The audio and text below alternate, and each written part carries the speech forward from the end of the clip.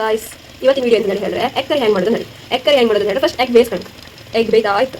ಶುಂಠಿ ಮತ್ತು ಬೆಳ್ಳುಳ್ಳಿ ಪೇಸ್ಟ್ ಇಲ್ಲದ ಕಾರಣದಿಂದ ಹಾಗಾಗಿ ರೆಡಿ ಮಾಡಿ ನಾವೇ ಮಾಡ್ತೀವಿ. ಶುಂಠಿ ಮತ್ತು ಬೆಳ್ಳುಳ್ಳಿ ಮಿಕ್ಸ್ ಮಾಡಿ ಸಾರಿ ಮನೆಗೂ ಇಲ್ಲ ಅಂತ ಹೇಳಿದ್ರೆ ಶುಂಠಿ ಬೆಳ್ಳುಳ್ಳಿ ಪೇಸ್ಟ್ ಒಂದು ಪ್ಯಾಕೆಟ್ ಅಂತ ಹೇಳಿದ್ರೆ ಹಿಂಗೆ ರೆಡಿಮೇಡ್ ಮಾಡ್ಕೊಳ್ಳೋಣ ಆರಾಮ್ಸೆ. ಇನ್ನೂ ಟೇಸ್ಟ್ ಒಳ್ಳೆ ಆಗುತ್ತೆ. ಇದೀಗ ಟೊಮೆಟೊ ಹಾಕ. ಬಟ್ ಎಂತ ಹೇಳಿದ್ರೆ ನಾವು ಸಿಟಿಯಲ್ಲಿ 20 ಅಂತ ಮಾಡ್ತಿತ್ತು ಅಂತ ಹೇಳಿದ್ರೆ ಇದು ಟೊಮೆಟೊ ಮತ್ತು ಈರುಳ್ಳಿ ಎಲ್ಲ ಎಕ್ಸ್ಟ್ರಾ ಇತ್ತು, ಎಕ್ಸ್ಟ್ರಾ ಕಟ್ ಮಾಡಿ. ಬಟ್ ಇದೆಲ್ಲ ಹಂಗಲ್ಲ, ಇಲ್ಲಿ ಹಳ್ಳಿ ಸ್ಟೈಲ್ ಫುಲ್ ಎಲ್ಲ ಒಟ್ಟು ಹಾಕಿ ಲಾಸ್ಟಿಗೆ ಸಾಕಿbude ಕಂಬ. ಈಗ ಟೊಮೆಟೊ ಮತ್ತು ಈರುಳ್ಳಿ, ಶುಂಠಿ ಮತ್ತು ಬೆಳ್ಳುಳ್ಳಿ ಪೇಸ್ಟ್ ಇರ್ತೀವಿ. ಈಗ ಹಸಿಮೆಣಸು ಹಾಕ್ತಾ. ಹಸಿಮೆಣಸು ಯಾಕಂದ್ರೆ ಈ ಥರ ಕೊಚ್ಚದೆ ಯಾಕಂದ್ರೆ ಹೇಳಿದ್ರೆ ಖಾರ ಜಾಸ್ತಿ ಆಯ್ತು. ಅದೇ ರೌಂಡ್ ಕೊಚ್ಚರೆ ಜಾಸ್ತಿ ಖಾರ ಆಗ್ತಿಲ್ಲ ಹಂಗೆ ಕಂಬ ಹೆಂಗತ್ತೆ ಅನ್ಕೊಂಡು ನಾ ಫಸ್ಟ್ ಅಂತ ಹೇಳಿ ಇದು ಡಿಫ್ರೆಂಟ್ ಈ ಸಲ ಎಗ್ ಕರಿ ಡಿಫ್ರೆಂಟ್ ನೀವು ನೋಡಿರ್ಲಿಕ್ಕಿಲ್ಲ ಆ ಥರ ಆಗುತ್ತೆ. ಡೈರೆಕ್ಟ್ ಎಣ್ಣೆ ಹಾಕ್ತಾ ಇರ್ತಿದ್ರಲ್ಲ. ಈಗ ಮಾಮೂಲಿ ಹಿಂಗೂ ಮಾಡ್ಬೋದು. ಹೆಂಗಂತ ಹೇಳಿದ್ರೆ ಫಸ್ಟಿಗೆ ಬಣ್ಣನ ಇಟ್ಕೊಂಡು ಫಸ್ಟಿಗೆ ಎಣ್ಣೆ ಹಾಕೊಂಡು ಆಮೇಲೆ ಇದನ್ನೆಲ್ಲ ಐಟಮ್ಸ್ ಎಲ್ಲ ಹಾಕಿ ಫ್ರೈ ಮಾಡ್ಲಕ್ಕೆ. ಬಟ್ ಇದು ಹಂಗಲ್ಲ, ಎಲ್ಲ ಒಟ್ಟಿಗೆ ಹಾಕಿ ಮಾಡೋದು ಹಾಗೆ. ಈಗ ಕರ್ಬೇವು ಹಾಕ್ತಾಯಿತಾ. ಎಂತಂತ ಹೇಳಿದ್ರೆ ಮನೆಯಲ್ಲೇ ಬೆಳೆದಂಥ ಕರ್ಬೇವು.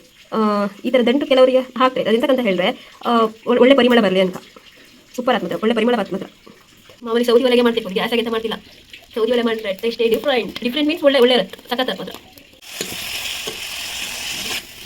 ಒಳ್ಳೆ ಫ್ರೈ ಆಗ್ತಾ ಇದೆ ನೋಡಿ. ಅಷ್ಟೊತ್ತರಿಗೆ ಫ್ರೈ ಮಾಡ್ಕೊಂಡ್ರಲ್ಲ. ಈಗ ಎಗ್ ಬಾಯ್ಲ್ ಮಾಡೋದನ್ನು ಸಿಪ್ಪೆ ಹೊಚ್ಚ ಆಯಿತು. ಇಲ್ಲಿಗೆ ತಣ್ಣೀರಿಗೆ ಹಾಕಿ ಇಟ್ಟಿತ್ತು ಬೇಗ ಹೊಚ್ಚಕ್ಕೆ ಹೆಲ್ಪ್ ಆಗಿದೆ ನಾನು. ಈಗ ಸಿಪ್ಪೆ ಹೊಚ್ಚೆ ಕಾಣಿ ಇವತ್ತು ಮೇಲೆ ಕಾಣಿ ಹೆಂಗೆ ಇದ್ದಿಲ್ಲ ಅಂದರೆ ಎಂತ ಮಾಡ್ತಾನೆ ಹೇಳ್ರಿ. ಈ ಕೆಲವರು ಎಂತ ಮಾಡ್ತಾನೆ ಹೇಳಿದ್ರೆ ಬಿಸಿ ಇಪ್ಪತ್ತಿಗೆ ರಪ್ಪ ಹೊಚ್ಚುತ್ತೆ. ಹಂಗೆ ಮಾಡೋಕ್ಕಾಗ ಅದೆಂತ ಮತ್ತೆ ಫುಲ್ ಎಲ್ಲ ಕಿಕ್ಕ ಬರುತ್ತೆ. ಹಾಗಾಗಿ ನಾವು ತಣ್ಣೀರಾಗೆ ಸ್ವಲ್ಪ ಇಟ್ಟರೆ ಕೆಲಸನೂ ಬೇಗ ಅಷ್ಟು ಬಿಸಿ ಪೈಯೂ ಸುಡುದಿಲ್ಲ. ಈ ಥರ ಒಳ್ಳೆ ಕ್ಲಿಯರ್ ಆಗಿ ಬರುತ್ತೆ ಸರ್. ಕಣ್ಣ ಮಾತಾಡಿ ತಪ್ಪ ಬರ್ತಿದ್ದಾರೆ ಹೇಳಿ ಕಮೆಂಟ್ ಮಾಡಿ. ಎಂತಂತ ಹೇಳಿದ್ರೆ ನಂಗೆ ಫಸ್ಟ್ ವೀಡಿಯೋ ಮಾಡೋದಲ್ಲ ಸ್ವಲ್ಪ ತಪ್ಪತ್ತು ಹಾಗೆ ಇತ್ತಾ. ಎಗ್ ಮಸಾಲೆ ಕೊಡೋಲ್ಲ ಅಂತ ಹೇಳಿದ್ರೆ ಅದರಲ್ಲಿ ಇಟ್ಟು ಸ್ವಲ್ಪನೇ ಇತ್ತಾ. ಅದಕ್ಕೆ ಎಂತ ಮಾಡ್ತಾನೆ ಹೇಳಿದ್ರೆ ಗಣಿ ಇದೆಲ್ಲ ಖಾಲಿ ಎಗ್ ಮಸಾಲೆ ಕೊಡಲಿಲ್ಲ. ಇದಕ್ಕೆ ಮಿಕ್ಸ್ ಮಾಡ್ತಾ ಖಾರ ಪುಡಿಯೂ ಇತ್ತು, ಎಗ್ ಮಸಾಲ ಪುಡಿಯೂ ಇತ್ತು, ಆಮೇಲೆ ಧನಿಯಾ ಪೌಡರ್. ಇದಕ್ಕೆ ಸ್ವಲ್ಪ ನೀರು ಹಾಕಂತ ನಿಮ್ಗೆ ಎಷ್ಟು ನೀರು ಬೇಕು ಅಷ್ಟು ನೀರು ಹಾಕೊಂಡು ಇದಕ್ಕೆ. ಇದೀಗ ಉಪ್ಪು ಎಷ್ಟು ಕಲ್ಲು ಉಪ್ಪು ರುಚಿಗೆ ತಕ್ಕಷ್ಟು ಹಾಕಿ. ಖಾಲಿ ಎಗ್ ಮಸಾಲೆ ಪೌಡರ್ ಇಲ್ಲ, ನಾನು ಹೇಳ್ದಂಗೆ ಅದರಲ್ಲಿ ಧನಿಯಾ ಪೌಡರ್ ಇತ್ತು, ಆಮೇಲೆ ಖಾರ ಪುಡಿ, ಆಮೇಲೆ ಎಗ್ ಮಸಾಲ ಪುಡಿ ಎಲ್ಲ ಮಿಕ್ಸ್ ಸಿಗ್ತದೆ. ಯಾಕೆ ಹೇಳಿ ಎಗ್ ಮಸಾಲ ಪೌಡರ್ ಸ್ವಲ್ಪ ಇದ್ದಿತ್ತಾ ಹಾಗಾಗಿ ಎಲ್ಲ ಮಿಕ್ಸ್ ಮಾಡಿ ಹಾಕಿ. ಇನ್ನು ಬೇಯಿಲ್ಲ ಸ್ವಲ್ಪ ಕುದಿಸಿದ್ರೆ ಸ್ವಲ್ಪ ದಪ್ಪ ಆಗೋದು.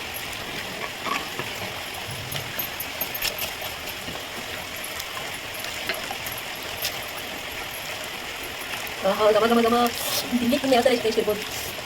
ಸ್ವಲ್ಪ ಪರಿಮಳ ಬರ್ತಿರ್ಬೋದ. ನೀವು ಮಾಡಿ ಕಾಣಿ ಎಗ್ ಮಸಾಲ ಇದೇ ಥರ ಮಾಡಿ ಕಾಣಿ ಮಾಡಿ ನಾನು ಕಮೆಂಟ್ ಮಾಡಿ.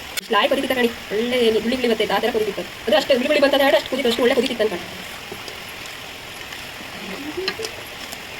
ಹೇಗಿದೆ ನೋಡಿ ಈ ಥರ ಹಾಫ್ ಡಿವೈಡ್ ಮಾಡಿ ಮೊಟ್ಟಿನ ಕಟ್ ಮಾಡಿ ಒಳ್ಳೆ ಬರ್ತದೆ.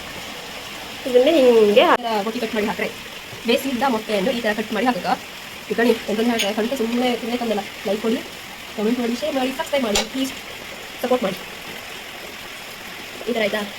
ಆಮೇಲೆ ಸ್ವಲ್ಪ ಹೊತ್ತು ಬಿಡಬೇಕು. ಅದಕ್ಕೆಲ್ಲ ಎಂತ ಹೇಳ್ತಾರೆ ಅಂಟ್ಕೊಳ್ತಾರೆ ಹಿಡಿಕಲ್ಲ ಬಂದು ಇದೆಲ್ಲ ಮಸಾಲ ಹಿಡಿಕಲ್ಲ ಹಾಗೆ ಸ್ವಲ್ಪ ಹೊತ್ತು ಹಾಗೆ ಇಟ್ಟು ಬಿಡೋದು. ಮಸಾಲ ಹಿಡಿಕಲ್ಲ ಮೊಟ್ಟಿಗೆ ತಿಮ್ಮತಿ ಹೇಳ್ತಾ ಆಯಿತಾ. ಕೊಚ್ಚಕ್ಕಿ ಅನ್ನಕ್ಕೆ ಮತ್ತು ಈ ಎಗ್ ಕರಿಗೆ ಸೂಪರ್.